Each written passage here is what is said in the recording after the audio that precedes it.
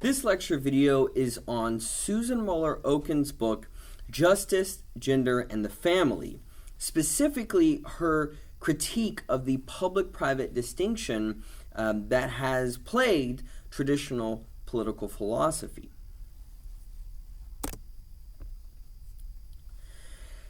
Okin begins with some basic assumptions of liberalism. And she says that as a democratic society, we don't think that people should be constrained by innate differences, right?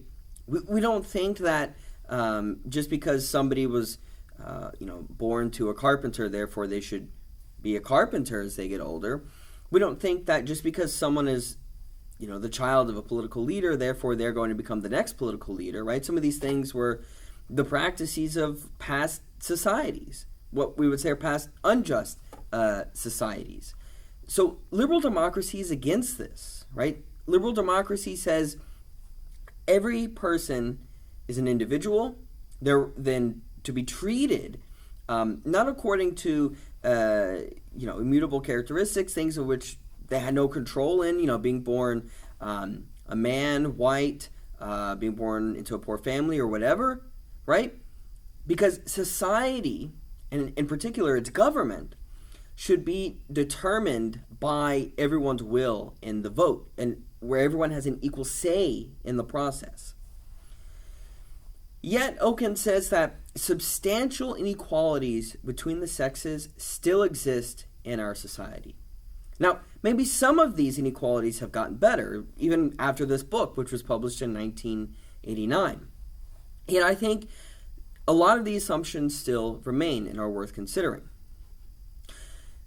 Okin says that gender-neutral terms frequently obscure the fact that so much of the real experience of persons, right, when we look at political philosophy and they use the term persons when they talk about, who is relevant in society as opposed to just talking about men, now it's persons. So gender-neutral terminology is kind of spread throughout the discipline of philosophy as well as many institutions. And yet, how much does that matter as long as these persons live in gender-structured societies? Because she thinks that it does in fact depend on what sex they are, that it is still relevant, even if, in a sense from the top down maybe, or the labels we put on things is thought to be gender-neutral, or maybe even is gender-neutral. She says, we are not born as isolated equal individuals in our society, but we are born into family situations. Some in the social middle, some poor and homeless, and some super affluent.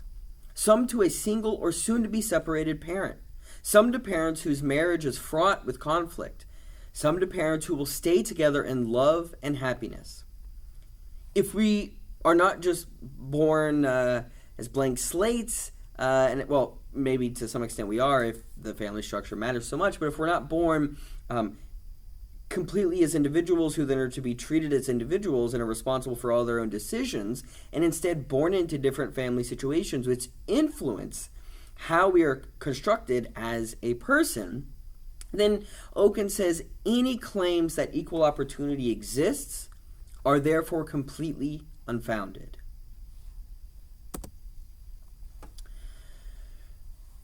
Traditional political philosophy has neglected the private sphere, the family domain. The judgment mainly has been that, the family is non-political. And this has been implicit in the fact that it's just mostly not discussed in most works of political theory.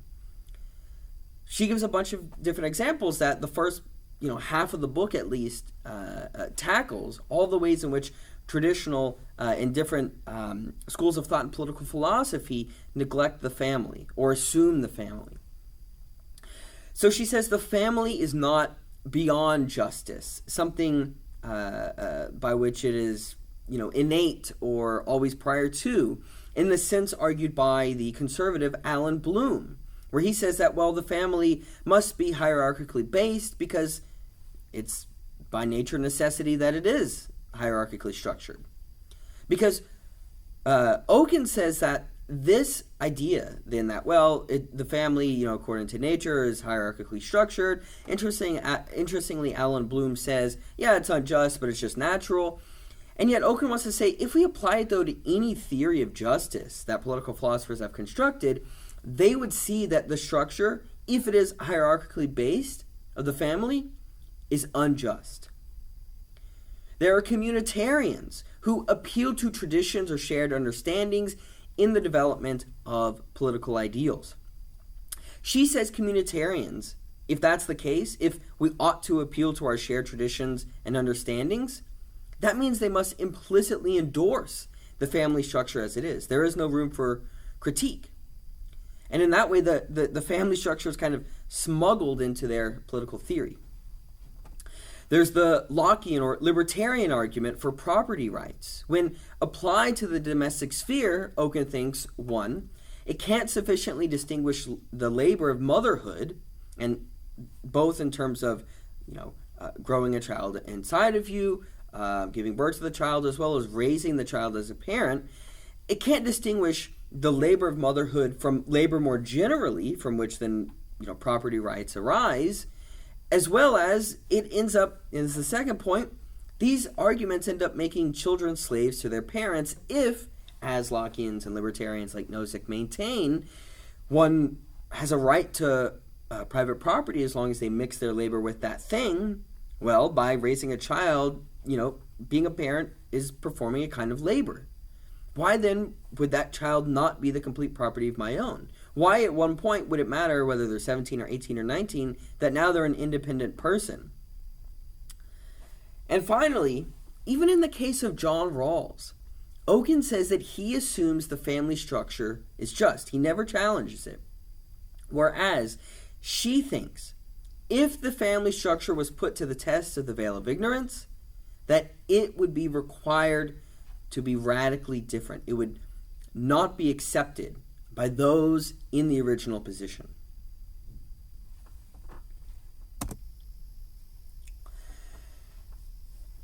So the public-private dichotomy is basically the idea that you have on the one hand the public world of political life in the marketplace.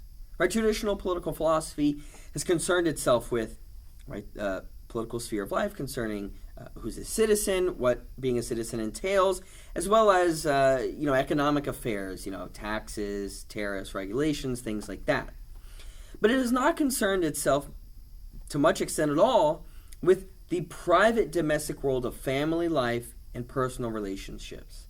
That is often seen to be thought of the sphere of ethics, as opposed to the public sphere, which is the main sphere of interest for political philosophy. But Okin's main argument, her theory, is that a fully humanistic theory of justice cannot be achieved without thorough examination and critique of the public-domestic dichotomy. And she does this in 4 ways. She says, I shall argue that the personal is political and the public-domestic dichotomy is a misleading construct which obscures the cyclical pattern of inequalities between men and women. First, there's power, which has always been understood as paradigmatically political and is of central importance in family life. Secondly, the domestic sphere is itself created by political decisions, and the very notion that the state can choose whether or not to intervene in family life makes no sense. Thirdly, the family is undeniably political because it is the place where we become our gendered selves.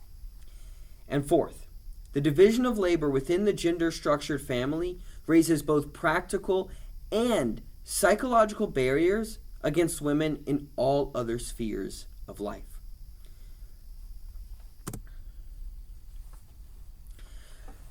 Why not think, there's all these problems with the family and maybe there should be a theory of justice which accounts for it. But why not keep the public and the private still separate and have just separate theories of justice, one that concerns the public domain and one that concerns the private domain? Why not keep family life separate from public concern? Why not hold the family to its own standards, since it is a distinct practice than, for example, being a citizen? Okin instead says no.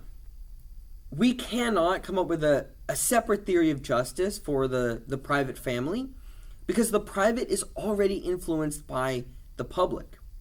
Public policy already kind of, in a way, trickles down. It restructures the basic structure of society, influencing the private. She says the unequal distribution of rights, benefits, responsibilities, and powers within the family is closely related to the inequalities in the many other spheres of social and political life, right? So think about when we talk about maybe an economic concern of the way that zip codes can influence the opportunities that people have later in life. And she's going to say, well, how do you separate the zip code, talking about it as an economic concern, a political economic concern, from the family structure, when the same thing is going on with the family, that the family influences how you were shaped as a child, which is going to determine to a large extent what your opportunities are going to be later in life. She says there's a cyclical process then at work, reinforcing the dominance of men over women from home to work to what is conventionally referred to as the political arena and then back home again. Furthermore, we shouldn't even think of the family as something just benign, as not necessarily problematic, especially when the family does not exist except in a particular society. Okin thinks that the gender structure of the family even in our society, our modern society, is far closer to a caste or feudal system, being based on the accidents of birth, than most institutions tolerated within liberal societies. Think about the extent to which it is assumed, even among maybe more liberal-leaning families, that the mother or the wife will take on the primary responsibility of, obviously breastfeeding and things like that if a baby's born, but doing all kinds of other things like being more caring, and the dad then is going to be maybe more fun, playing games and active. They're kind of these stereotypes, these gendered roles within the family that is not necessarily something agreed to. It's assumed, right? It's a kind of cultural practice. Well, if it's just an assumed cultural practice, and people then, by being born a male or female, are then born into it, why wouldn't that be something like a caste or feudal system of which you can't just then exit or leave? I mean, you could say, well, maybe you just don't have a family. But that seems to not be denying the problem in the first place. Part of the reason why one has these gendered roles in the family is because marriage, while it's not an explicit kind of a contract in the way that other things are in society, like, for example, if I'm an employee of a business, I sign a kind of contract, I know what the roles are. They're in a sense explicit, or at least the government says they ought to be. There are kinds of regulations, right? There are labor laws that pertain to what an employee has the right to know about their work. Okin says that marriage is a kind of contract, a peculiar contract, that it is a contract that does not conform to principles, let alone the counter principles of liberal contract doctrine.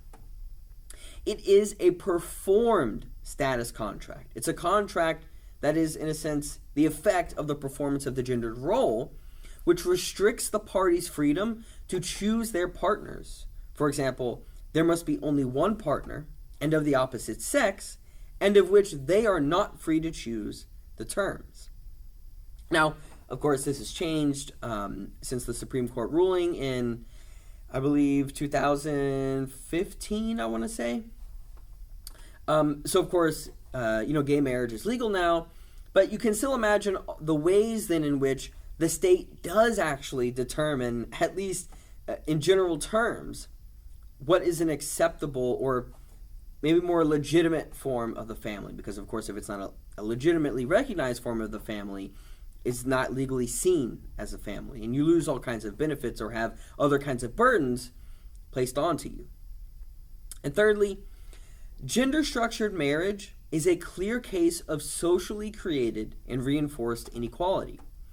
She says a cycle is created in which the division of labor between the sexes, with wives performing a far greater share of the unpaid labor of the family, and tending to subordinate their outside work lives to the needs of the husbands and children, reinforces and increases over time the asymmetric power relations between them. Just think about the statistical likelihood of whether it is, if one parent is going to be a stay-at-home parent, is it more likely to be the male or the female, the mother or the dad, the husband or the wife? More often than not, it is the wife or the mother, the female. Now, in criticizing the structure of the family, Okin does not want to say we should then abolish the family. She's not kind of making the argument as is seen in Plato's Republic, or the more orthodox Marxist argument for the abolition of the family. She thinks the family does serve a foundational purpose in society of rearing children, educating them, as well as all other kinds of reasons concerning love and meaningfulness. Rather, the ideal is for the family structure to be just, and for this to be then reinforced by the state in the same way. If we think about labor rights, you would have the same thing as a husband or wife in a family structure. There would be certain ways in which then, the state has certain regulations for, or maybe not even necessarily regulations, but maybe benefits as a family that try to overcome the injustice of gendered relations. She also wants to say that just because she's criticizing the personal and the private and public distinction does not mean that she wants to say the personal and political should be thought of as one and the same, right? She doesn't think this means that we should deny the usefulness of a concept of privacy or the value of privacy itself to human life. You can still have privacy and yet have certain kinds of regulations in the same way that we think about, a family is private, but someone who's committing domestic abuse, of course, can warrant the police to come and investigate or, arrest someone. It also doesn't mean that we deny, then, there are any reasonable distinctions to be made between the public and domestic spheres. The interests aren't all the same. So what exactly is she arguing? And here's where we get back to the 4 points. The personal is political, firstly, because what happens in domestic life is not immune from the dynamic of power, which has typically been the distinguishing feature of the political. Right? Think about the way in which Foucault has argued we shouldn't think of powers concerning mainly like the sovereign or a leader of a country as power concerning or emanating from the law. Power is diffuse.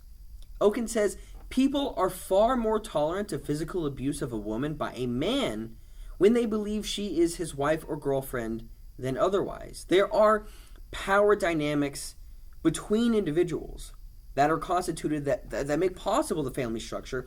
In the same way, there's a certain power dynamic among friends, among teacher and student, and so on. In the same way, we would say, well, there's a certain justification of a kind of power that's exercised by a sovereign to citizens. We would say the same thing between spouses in a family and then parents and children. There's a certain kind of justification or legitimation that has to be justified. Secondly, to the extent that a more private domestic sphere does exist, its very existence and the limits that define it and the types of behavior that are acceptable and not acceptable within it all result from political decisions. So it's clear that there are certain kinds of policies from the state that affect the family. I mean, there's child tax credits, for example, but there's also property taxes, school zoning, all kinds of things that affect the family. But even just the lack of defining the political has bearing on the private. She says, if there were a clear sphere from which the state refrained from intruding, that sphere would have to be defined, and its definition would be a political issue. So no matter what, the personal is political, because on the one hand, we either don't define what the political is, and then the political and the personal get muddied. On the other hand, perhaps we do define what the political is and what then, justice is explicitly meant to pertain to, but by defining where the political ends, we are necessarily then saying where the personal begins. So no matter what, the sphere of the personal then is determined by the political. Politics determines all those spheres of life. Not all in the same way, but no matter what, it is a political determination. Third way the personal is political is that domestic life is where most of our early socialization takes place. It's where we become people recognizable in a democratic society as having rights and being able to exercise a practical judgment. She says, once we admit the idea that significant differences between women and men are created by the existing division of labor within the family, it becomes increasingly obvious just how political an institution the family is. Because children mimic the behaviors of their parents. They learn their gender roles from the structure of the family, from the relation between their parents. That then goes on to influence how people relate to others in society more generally. If how people relate to each other more generally in society is determined by the family and domestic life, and how people relate to each other in society is a political issue, then how people come to relate to each other in the family is also a political issue. Finally, the division of labor within most families raises psychological as well as practical barriers against women in all other spheres. That the ways in which the gendered role of a mother or a wife affects them in the domestic sphere, it doesn't stay there. It affects their ability to pursue work and engage as an equal citizen among their male counterparts. She says, women are often handicapped by being deprived of any authority in their speech. This results to a large extent from the fact that women's public and private personae are inextricably linked in the minds of many men, and is exacerbated by the fact that women are often represented in token numbers, both in influential positions in the workplace and on authoritative political bodies. Now, this does actually raise some interesting questions then about something like affirmative action, because in a sense, affirmative action, the idea is not to, of course, have tokenized representation, but sometimes does that make others, other men think, oh, if there's a female here, it's because they're just, female, they don't deserve it. So maybe some of the policies we might want to think about, do they actually aid in reducing the practical and psychological barriers against women? That's still something being debated today. Okin's conclusion is using John Rawls's original position in the Veil of Ignorance. She thinks we would have to conclude that justice in domestic life would consist in women and men of unpaid and paid work sharing in the equal burden of child rearing. She says a just future would be one without gender. Gender would not play any role in the capacities that we take on in society, in all aspects of society. In its social structures and practices, one's sex would have no more relevance than one's eye color or the lengths of one's toes. No assumptions would be made about male and female roles. Childbearing would be so conceptually separated from child rearing and other family responsibilities that it would be a cause for surprise and no little concern if men and women were not equally responsible for domestic life, or if children were to spend much more time with one parent than the other. It would be a future in which men and women participated in more or less equal numbers in every sphere of life, where the burdens, the responsibilities are equally divided. They would consist in equal numbers in every sphere of life, from infant care to different kinds of paid work to high-level politics. Now, when I've taught this before, I had one question that was asked about, well, take that line of, from different kinds of paid work. What about in the case of sports? Where it would seem that, why is it fair that if so many more people come to see, for example, LeBron James play basketball than anyone in the WNBA, why is it, why would it be fair that the WNBA players should make just as much as LeBron James?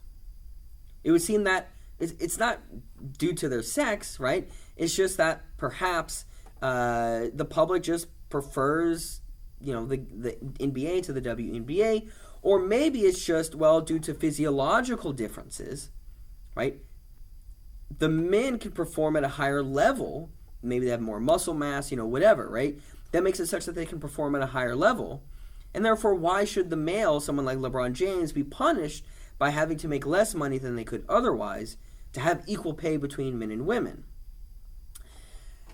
I think an easy way to see why, even in that case, in the case of sports, Okin's argument is that there ought to be equal pay between men and women.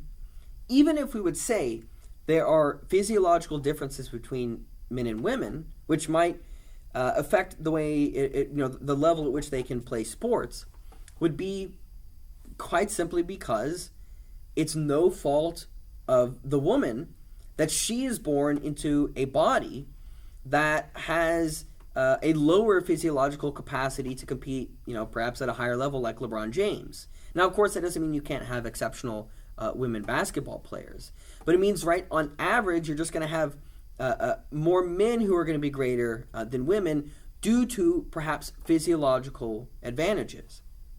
If we are to say, well, then the pay can reflect that difference, that would then be saying women are getting less pay in sports, not because they're necessarily, less good, not because they can't compete at a higher level, but because they're simply born into the female body, because they're a woman. It was through no fault of their own hard work. Rather, simply because they're a woman, they then get paid less. As Okin says, the idea, one of the fundamental ideas behind liberal democracy is that we don't let things that people can't control, like race, gender, sex, we don't let those kinds of things determine the abilities, the roles, and the offices one can pursue in life. We don't let it determine the structure of the relations between people in society. Everybody should be treated as an individual. In that case, then, if the difference in the pay, sports pay between men and women is the result of gender, then that would be an unjust difference in pay. Therefore, right, men and women ought to be paid equally in sports. So I'll end with this question, right? Okin says that we ought to effectively have a society without gender because gender should really play no role in the in the roles that people perform in society, in the occupations they take on. So I'm going to pose that question. Is it realistic or even desirable to argue that a just society is one without gender? Such that gender, effectively, we don't even notice that it exists at all.